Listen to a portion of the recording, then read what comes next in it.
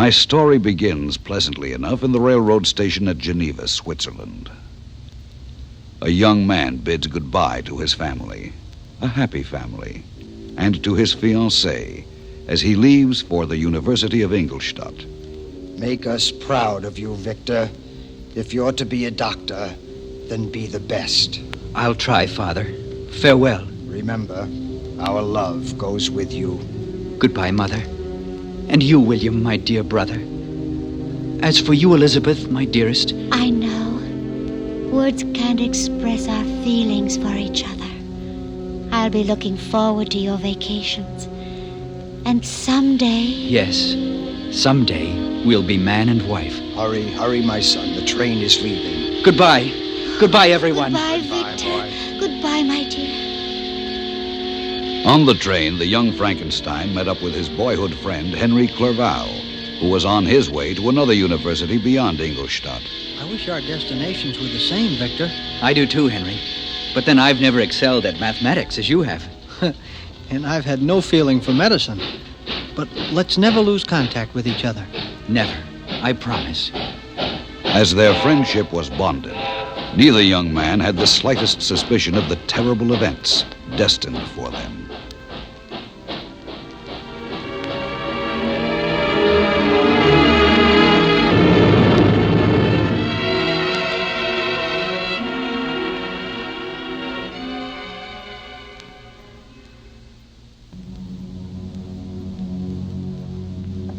One day in the laboratory at the University of Ingolstadt, the seed of dreadful inspiration was innocently planted in Frankenstein's mind by Professor Waldman. Now I will put exactly 3 drops of the catalyst into the acid. 1, 2. Ready, Frankenstein? Yes, Professor.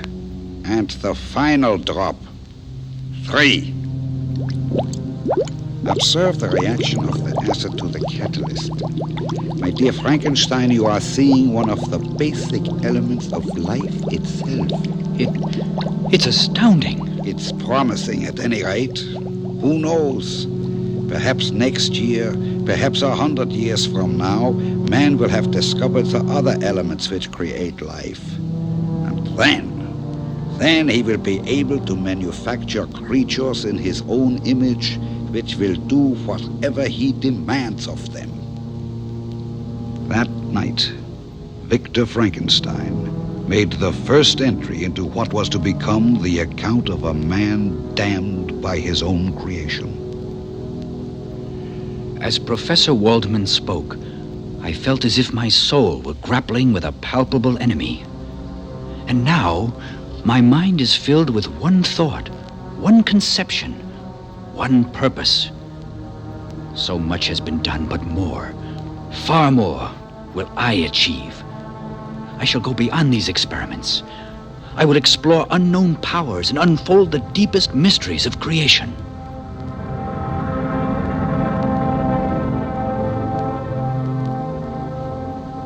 Thus, Frankenstein decided his own horrible destiny. And as the months passed, his studies brought him closer to his ghastly discovery. One of the phenomena which peculiarly attracts me is the structure of the human frame, and indeed anything imbued with life itself. But to examine the causes of life, I must first have recourse to death. I must observe the natural decay and corruption of the human body.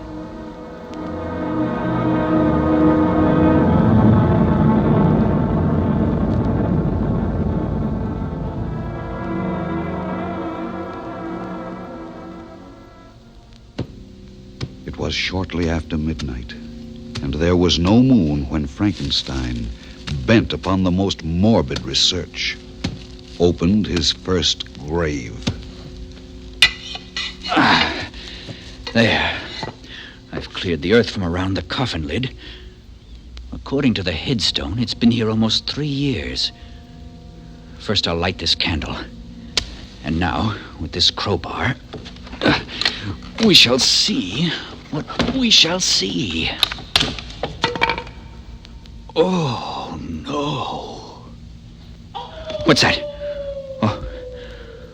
Oh, just a dog. For a moment I thought, very interesting. Yes, this will be quite valuable. For 2 years, Victor Frankenstein paid nightly visits to graves and vaults and morgues. I can hardly hold this pen, so shaken am I with excitement. Tonight, something wondrous has happened. In the midst of darkness, light has broken in upon me. I'm amazed that among so many men of genius who have sought the answer, I alone should discover so astonishing a secret. I have learned the cause of generation and life. Even more, I myself am capable of bestowing animation upon lifeless matter. From this discovery, a diabolical plan grew in Frankenstein's frenzied brain. I shall build a man with bones and fibers and muscles and veins, a living, thinking man created from scraps. But can I do it? It will be a work of inconceivable difficulty and labor. But what a boon to mankind it will be if I succeed. I must attempt it. I must.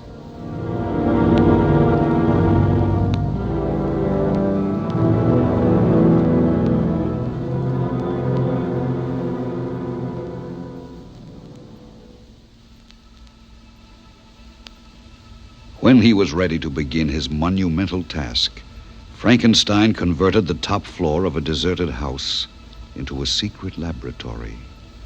And then he began building the framework of a huge man by using scraps of bone. From the neighborhood graveyards, he acquired other vital materials for his ghastly creation. Day and night he worked, using bits and pieces from dissecting rooms and slaughterhouses.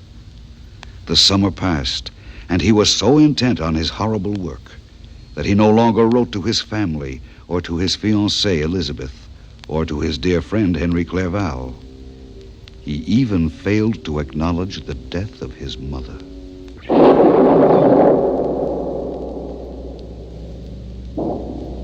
Finally, one stormy night, precisely what he had been waiting for, Frankenstein felt that he was ready to bring to life the 8-foot-tall creature lying atop the operating table. I've connected these wires to the lightning rod and conductor. One good strike will send power surging into him. And then, perhaps, life. It's getting closer. The next lightning bolt may do it. The charge went into him. Now, I must remove these electrodes and see. There. Now, there should be the spark of life within him if... His eyelids are twitching. He's breathing.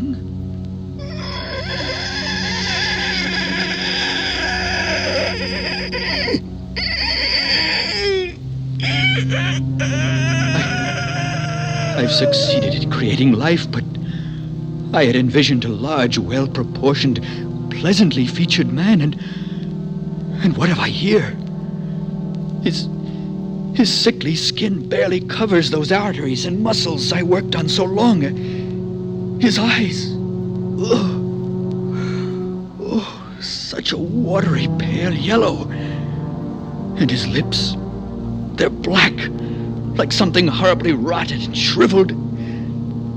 Is this my creation? This monster? A mummy imbued with life couldn't be as hideous. The sight of him sickens me. I can't bear looking at him.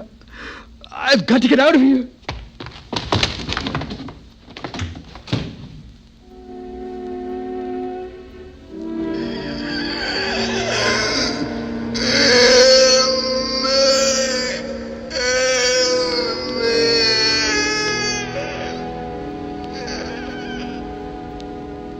The monster lay on the operating table for another moment, and then slowly began to move.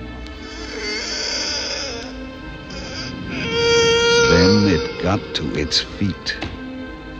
Its misshapen body dwarfed the room, and it had to keep its immense, nightmarish head lowered so as not to bump the ceiling. It staggered around the room as if trying to get its bearings, and then angrily it began smashing the laboratory.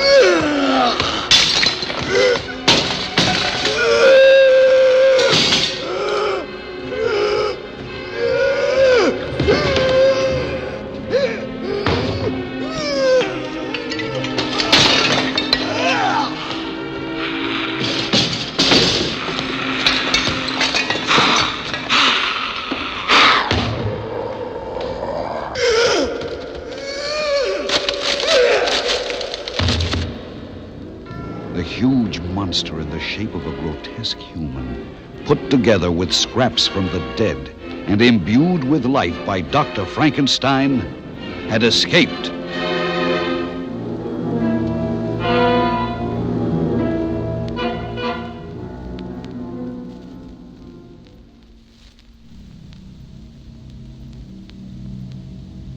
When he returned to his ruined laboratory and realized that his nightmarish creation was unleashed to menace the world, Frankenstein was horror-struck. He rushed into the night in pursuit of his demon. But the monster was nowhere to be seen. For weeks he sought the monster, but in vain. One day, Henry Clerval, Frankenstein's boyhood friend, arrived in Ingolstadt. Victor, I'm here at the request of your father. It's been over a year since he last received a letter from you. And I, too, I've been deeply concerned. What's happened? You look as pale and thin as if death were hovering over you. It is, Henry. You should have let us know that you were ill. I'm not. It's something else. But I can't tell you. You need a holiday. Come home with me and we'll visit your family. It'll be good for you and it will reassure them. Very well. Perhaps it's best that I get away from here. Meanwhile, the monster, by keeping to the woodlands, traveling and feeding on fruit and berries only at night, wandered far from Ingolstadt. During this period, its brain, stolen from a cadaver, gradually awakened, giving thought and speech to its grotesque owner. And from a pocket of the large jacket Frankenstein had made for it, the monster drew out a scrap of paper. Victor Frankenstein, Wilhelm Road.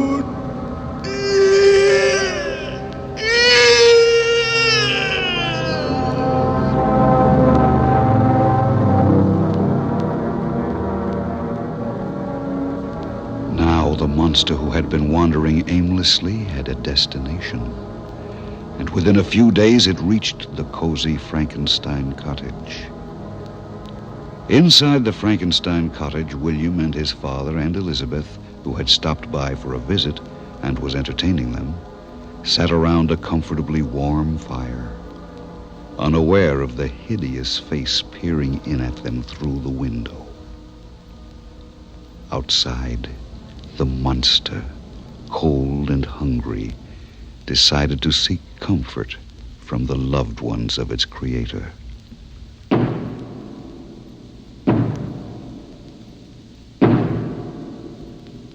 Wait a moment. We have another visitor. See who it is, my son. All right, Father. If only it could be Victor. Father!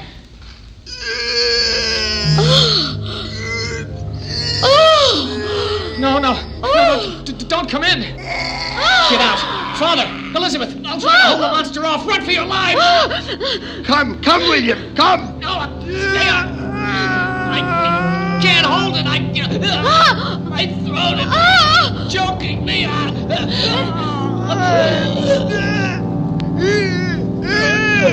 Monster, you call me?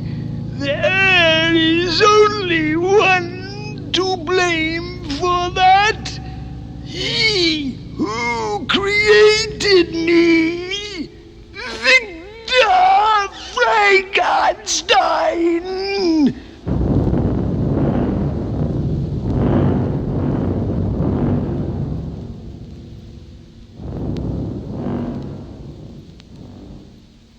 And when we returned to the cottage, poor William was dead and the monster gone. It's horrible, Father. And I am responsible. You, Victor, dear. No. You're saying that only in grief. I know whereof I speak. And I swear by all that's holy, that my brother's death will be avenged. Oh, no, it's a matter for the police, Victor. The police? They can do nothing. This monster is stronger than 10 men, and he has the instincts of a crazed animal. He can evade the police, but he can't evade me. No, not me.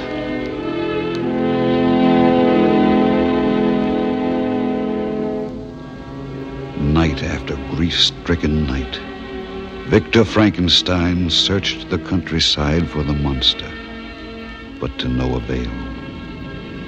Then, one midnight, when he had fallen into a restless sleep, Frankenstein was awakened by sensing someone or something in the blackness of his room.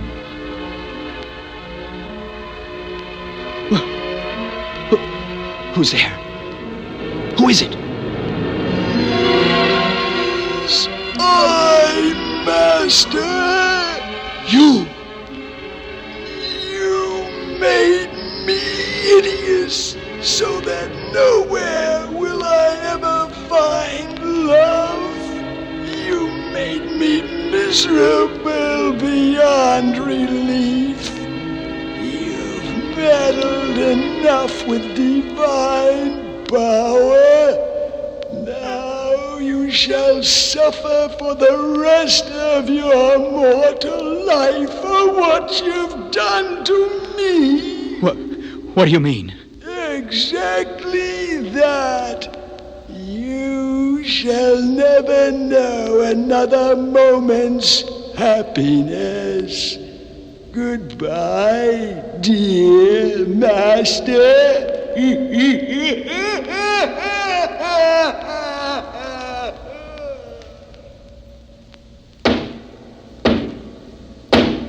Come in.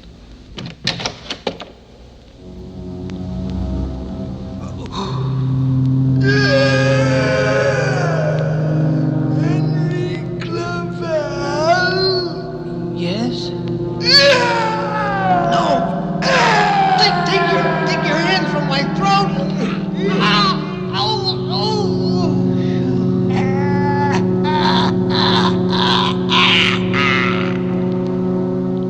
Victor Frankenstein's dearest friend was dead, in a further gesture of the monster's vengeance against its creator. And soon afterward, the old man, the father, died of grief.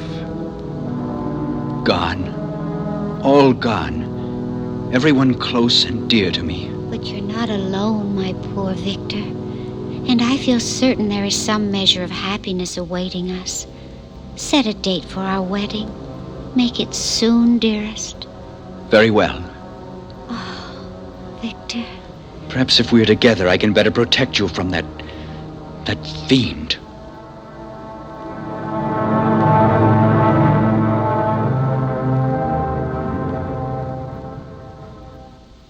Frankenstein, knowing the devilishly twisted mind of his creation, suspected that the monster would choose the wedding night to attempt to rob him of the last possible happiness remaining to him. And so, heavily arming himself, Frankenstein locked his bride in their chamber and went prowling the darkened hallways of the old inn. expecting to encounter the monster lurking in some shadowy corner. Where are you, monster? You're here somewhere. I can sense it. This is too great an opportunity for you to shatter my last hope of happiness.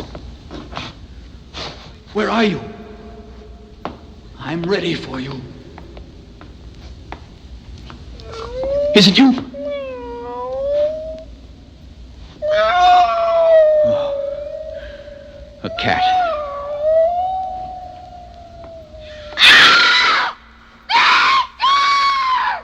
The monster must have climbed through the window. I'm coming, Elizabeth! Elizabeth! Elizabeth!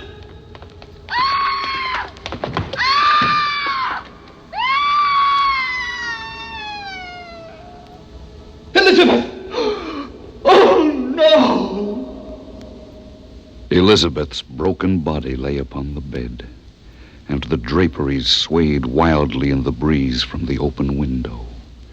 Frankenstein peered out desperately, but he could see nothing. Then, from the blackness, he heard the hideous voice. Vengeance is completed. Beast! I'll destroy you yet! You gave me life, but you can't take it from me. I alone shall do that. What do you mean?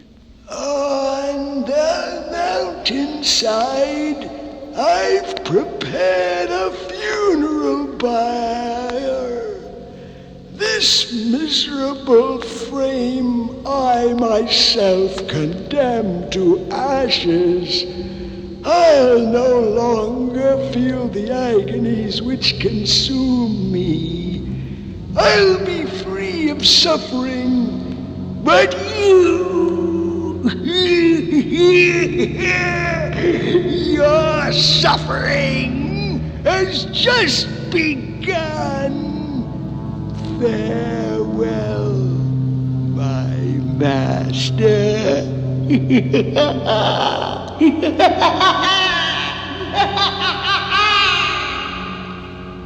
Monster! Monster!